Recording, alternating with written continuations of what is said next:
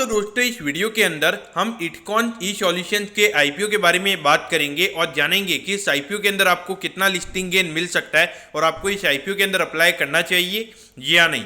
चलिए शुरू करते हैं। तो देखिए सबसे पहले हम ये जानेंगे कि ये कंपनी क्या काम करती है। तो देखिए जो कंपनी है 2007 में ये कंपनी स्टार्ट हुई थी, यानी कि लगभग 15 से 16 साल ये कंपनी को स्टार्ट हुए हो चुके हैं। तो देखिए जो कंपनी हमें न्यू दिल्ली बेस्ड कंपनी हमें यहाँ पे नजर आती है, यानी कि न्यू दिल्ली वाले एरियाज के अंदर ये कंपनी हमें काम करती हुई नजर आती है। तो देखिए जो कंपनी जो ह्यूमन रिसोर्स वाली जो सर्विसेज होती है, यानी कि जो एम्प्लॉयमेंट वगैरह की जिसको रिक्वायरमेंट रहती है और जिसको जैसे एम्प्लॉयर और जो एम्प्लॉय होता है तो उसके बीच में एक तरीके से जो दलाल वाली जो सर्विसेज होती है वो ये कंपनी प्रोवाइड करवाने का काम करती है। यानी कि जैसे अगर आप देखोगे linkedin.com है, naukri.com है, तो वैसे ये कंपनी हमें यहाँ पे काम करती हुई नजर आती है। तो अगर आप देखोगे तो पब्लिक ऑर्गेनाइजेशन हो, प्राइवेट ऑर्गेनाइजेशन हो, दोनों के अंदर यहाँ पे ये कंपनी काम करने का काम करती है। अगर हम कंपनी के सर्विसेज की अगर हम बात करेंगे तो देखिए रिक्रूटमेंट की जो सर्विसेज होती है और उसके अलावा जो स्टाफिंग की जो सर्विसेज होती है वो ये कंपनी प्रोवाइड करवाने का काम करती है। अगर हम कंपनी की अगर हम टीम की अगर हम बात करेंगे तो लगभग 800 यहाँ पे स्टाफ टीम मेंबर्स अभी कंपनी के एक्चुअली में हो चुके हैं, यानी कि कॉन्ट्रेक्चुअल एम्प्लॉय जिनको यहाँ पे कंपनी के थ्रू कॉन्ट्रैक्ट वगैरह मिला है। उसके अलावा अगर आप देखोगे तो जो कंपनी जो एक्सपर्ट सर्विसेज की अगर हम बात करेंगे तो स्टाफिंग एंड रिक्रूटमेंट हो गया, आईटी सर्विसेज हो गया, एफएमसीजी और फूड इन इंडस्ट्री के अंदर कंपनी अपनी जो एक्सपर्टीज वाली सर्विसेज हैं वो यहाँ पे कंपनी प्रोवाइड करवाने का काम करती है। उसके अलावा अगर हम देखेंगे तो लगातार अपनी जो सर्विस ऑफरिंग है उसको यहाँ पे लगातार ये कंपनी इंप्रूव करने की कोशिश कर रही है, क्योंकि मेरे ख्याल से देखा जाए काफी अच्छी बात हमें यहाँ पे नजर आती है।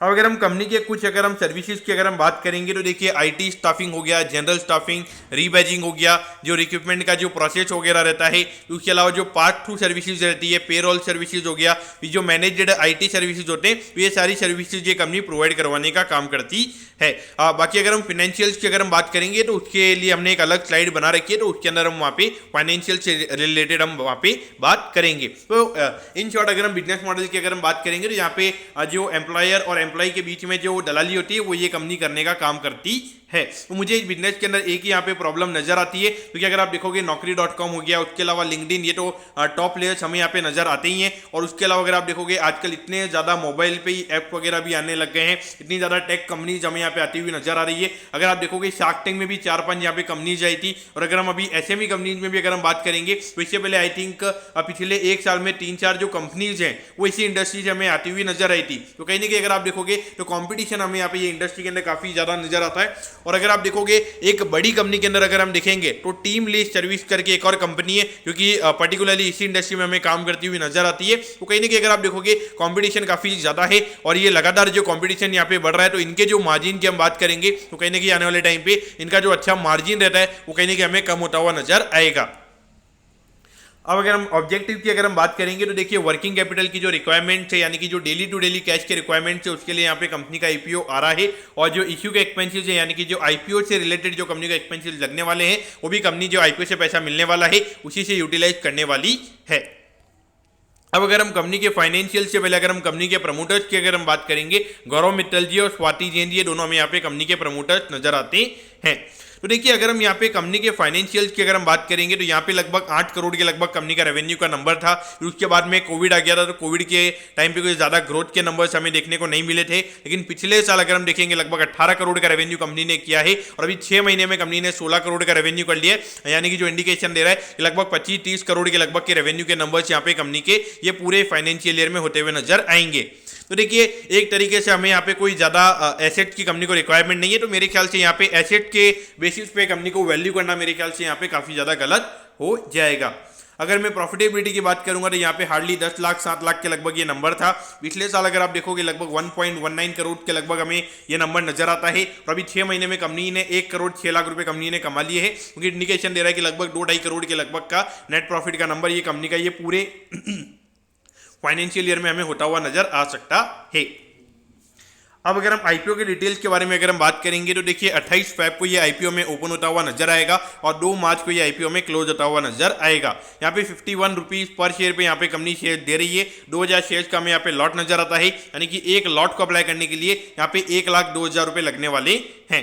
अगर मैं यहाँ पे इश्यू साइज की अगर मैं बात करूंगा तो 8,67 लाख रुपीज का आईपीओ में यहाँ पे नजर आता है। इसमें से पूरा फ्रेश इश्यू यानी कि पूरा पैसा कंपनी के पास में जाने वाला है। यहाँ पे प्रमोटर्स अपना कोई स्टेक नहीं बेच रहे हैं और ये जो कंपनी है कंपनी हमें बीएससी के एसएमई प्लेटफॉर्म पे लिस्ट होती हुई नजर आएगी और आई थिंक अराउंड 50% का हमें यहाँ पे रिटेल कोटा नजर आता है, यानी कि लगभग 4 से 4.5 करोड़ के लगभग का हमें यहाँ पे रिटेल कोटा कंपनी का नजर आता है।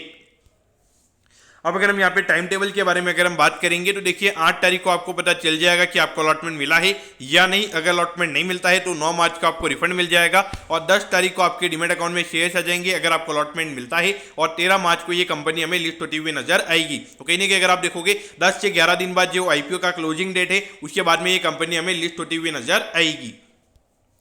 अब अगर मैं यहाँ पे कुछ वैल्यूएशन पैरामीटर्स की अगर मैं बात करूंगा तो देखिए यहाँ पे लगभग 12 के पी रेशियो पे ये कंपनी का पिछले साल की अर्निंग्स पे कंपनी का आईपीओ में आता हुआ नजर आ रहा है। आरओई के नंबर्स अगर हम देखेंगे तो अच्छे यहाँ पे नजर आते हैं। एनएवी का नंबर पर्टिकुलरली मैं यहाँ पे नहीं देखूंगा क्योंकि इतना ज्यादा कोई एसेट का इन्वॉल्वमेंट हमें यहाँ पे नजर नहीं आता है, तो मैं प्रॉफिटेबिलिटी के बेसिस पे यहाँ पे करूंगा। अगर मैं डेट टू इक्विटी की अगर मैं बात करूंगा 0.48 का है। अभी 8-9 करोड़ का कंपनी यहाँ पे इक्विटी रेज कर रही है, तो इक्विटी का जो पोर्शन है हमें यहाँ पे बढ़ता हुआ नजर आएगा बैलेंस शीट पे। तो डेट टू इक्विटी यहाँ पे और भी हमें काफी अंडर कंट्रोल होता हुआ नजर आएगा। तो देखिए वैल्यूएशन वाइज की अगर हम बात करेंगे, रिटर्न रेशियोज वगैरह की अगर हम बात करेंगे तो नंबर हमें यहाँ पे अच्छे नजर आते हैं। तो एज अ होल अगर आप देखोगे तो मुझे यहाँ पे long term point of view से यहाँ पे कुछ ऐसा नहीं लगता कि काफी बड़ा बिजनेस यहाँ पे बनता हुआ नजर आएगा। ज्यादा इतना मुझे कुछ इतना इंटरेस्टिंग लगा नहीं है, लेकिन हो सकता है कि यहाँ पे एक छोटा सा आईपीओ है।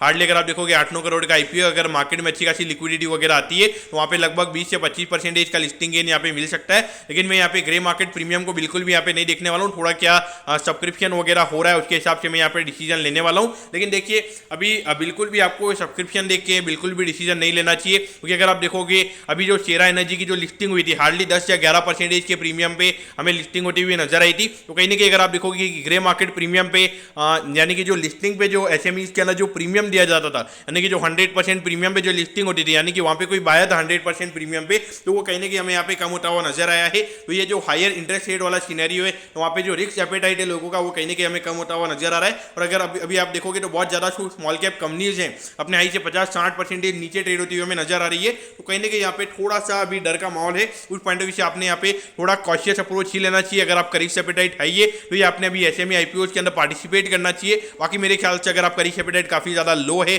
अगर आप थोड़ा भी लॉस वगैरह भी नहीं ले सकते हो तो आपने यहाँ पे डेफिनेटली मेरे ख्याल से अवॉइड करना चाहिए। थोड़ा पैसा कमाने के चक्कर में ऐसा नहीं हो जाए कि आप अपना ज्यादा पैसा गवा दें। ये मेरा पॉइंट ऑफ व्यू यहाँ पे रहेगा। तो दोस्तों मैं होप करता हूँ कि इटकॉन ई सॉल्यूशंस के आईपीओ के बारे में आपको सब कुछ समझ में आ गया होगा। अगर आपकी कोई भी क्वेरीज है आप कमेंट कीजिए, मैं जरूर आपके कमेंट पर रिप्लाई करूंगा। ओके दोस्तों, thank you, have a nice day.